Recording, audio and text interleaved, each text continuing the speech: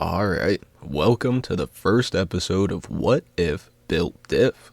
This is a series I'd like to start on my channel, looking into ideas that I have pop into my head, looking at what if things were built differently, or looking at nature, what if things evolved differently. Like in this video, we're going to look at what if humans evolved to have more dense or sharper knuckle bones, even that may protrude out of the fist. How would that affect early humans having more of a built-in defense mechanism? Would we still gravitate to tools as quickly, or in the modern age, would we still have things like bare-knuckle boxing? Or how would events like that change, right? But without further ado, let's jump right into it. Have you ever wondered how the world would change if humans evolved with natural weapons built right in our hands? When most people think of knuckle claws, their mind may immediately jump to Wolverine. We might imagine giant 12-inch metal blades sliding out from between our knuckles. If we look at realistic biology, however, that fantasy falls apart. A structure like that may end up impeding our hands' ability to grasp, manipulate tools, or do the things that actually made us humans in the first place. Instead, a highly plausible evolutionary trait would look more like small, dense bone spurs, or osteophytes protruding directly from our knuckles. Picture a permanent set of small, sharp, biological pyramid studs built right into the hands. Because our knuckles are on the backs or top of our hands, they would only point forward when you clench your fist, which would leave our fingers completely free to wrap around objects, and unlike sharper nails, it wouldn't impede with making a fist. If we look back at our earliest ancestors, this tiny anatomical tweak completely reshapes the trajectory of human history. Let's start at the very beginning though, with early hominids roaming the African savanna. In our actual history, humans were physically weak. We had no claws, no fangs, and no armor. To survive, we were forced to immediately invest in cooperative intelligence and external tools. However, with small, dense knuckle spurs, the early survival equation changes. Against small predators or rival groups, a human fist would no longer be a soft, fleshy club. It would be a spurred mace. Early humans would have had a massive boost in close quarters confidence. However, this biological advantage would introduce a major bottleneck during the Stone Age. The greatest leap in human evolution was our ability to shape stone, a process called knapping. If we had bone spurs built into our knuckles, would we instantly need the stone tools for things like breaking open harder food? You know what I mean? Would we be able to break something like a nut or a coconut with our fist rather than needing a stone tool to do it? That being said, if we weren't using as many stone tools, through the Stone Age we would have been forced to make two major innovations. First would be the invention of protective gear. We may have been forced to build in stone tools with wooden handles much earlier in history to prevent the vibration of striking tools from rattling through the rigid knuckle bones. We would have pioneered complex wooden grips and handles with built-in channels to bypass the spurs. I guess you could compare it to the stiletto hammers now that they use in carpentry that reduce vibration by taking out a part of the core but still having the outside support. The other innovation might have been building tools or building life around the knuckles in such a way that they use those as main tools rather than going straight to a hammer or a club of some sort.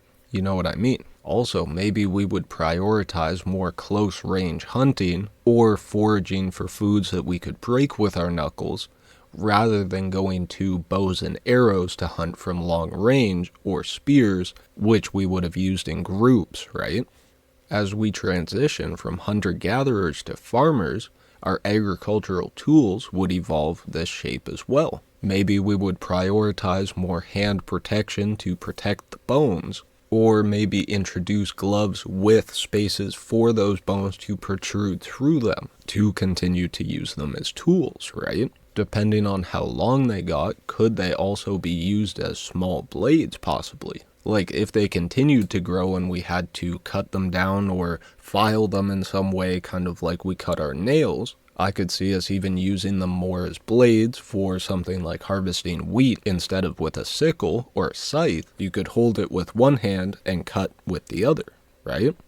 Or could we use our fists as pestle and mortars? Maybe we would still have a base, a basin, or a stone, but then push our fists into it rather than using a tool.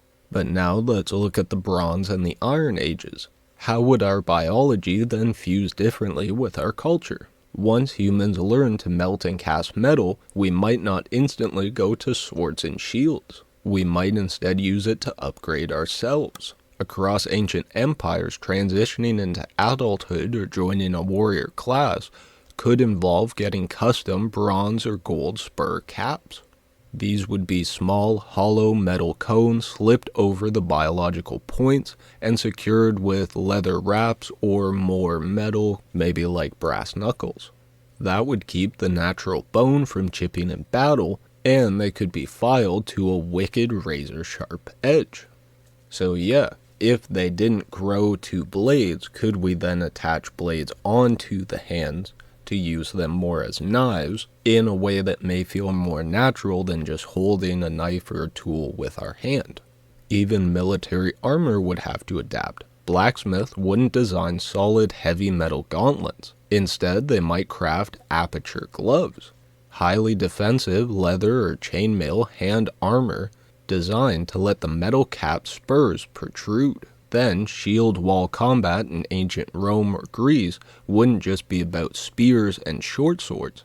It would evolve terrifying close-quarter punching matches under the shields, right, to block from the arrows or views from the wall and allowing the attacking force to advance, right? Fast forwarding now to the modern era, where we've traded armor for smartphones and office desks, but the bone spurs would still be right there on our hands. How does that change our day-to-day life? First, let's talk about the physics.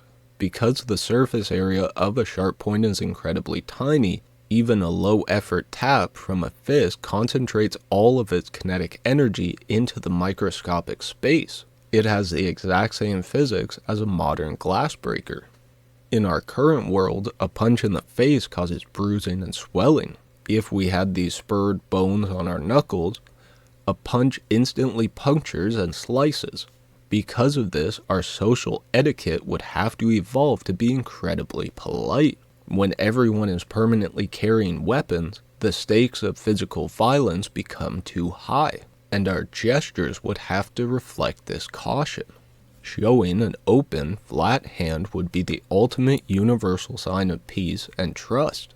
Bringing your knuckles together would be literally clashing weapons. It would be treated as intense, high-stakes challenge, or maybe a profound pact of mutual respect between rivals. Even our posture at work would adapt.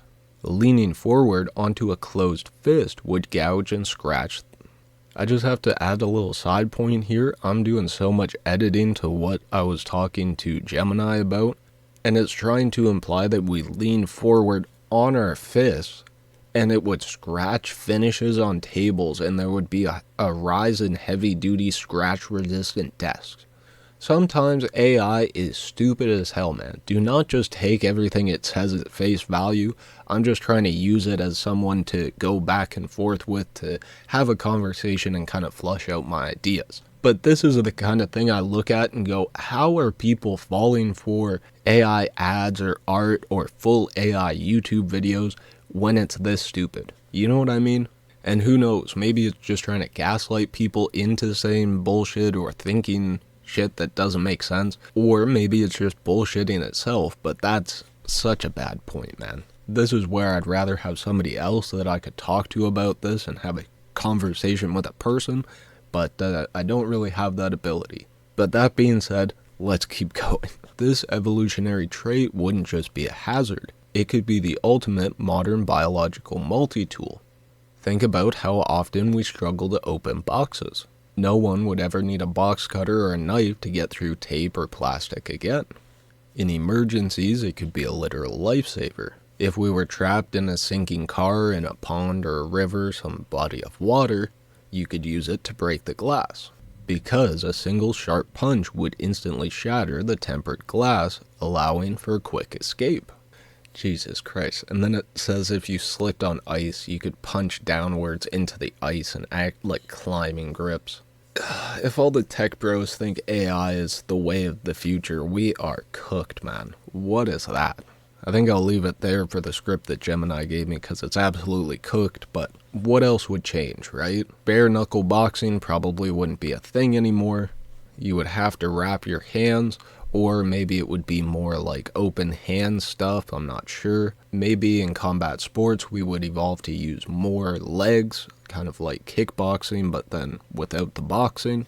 Maybe we would even adapt the sports to say, oh yeah, you wrap your hands behind your back or something, which then you would have to train your balance more, but then maybe it would be more about pushing someone off balance, kind of more like sumo wrestling or some Eastern sports where they do kind of like shoving matches in a small area and the first to step out or fall out loses. And I'm sure we would evolve to have competitions like who can break the most amount of X in whatever amount of time, or who can break the most amount of boards. I'm sure that would become way more prevalent.